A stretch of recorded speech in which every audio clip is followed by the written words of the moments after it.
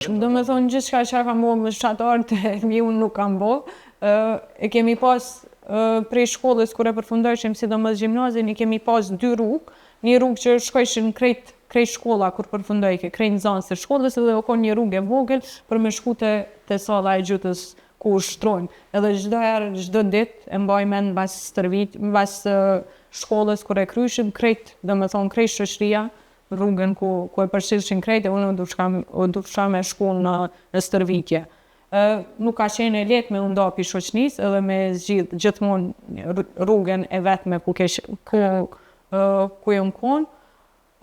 Gjithçka tjetër, do me thonë asnjëherë nuk kom pas mundësi me kalu kohë me shoqni edhe me bo sende çka ata bojnë, me jetu një jetë normale. Gjithmonë mu ka duke që jeta që jetoj une është komplet me një botë tjetër.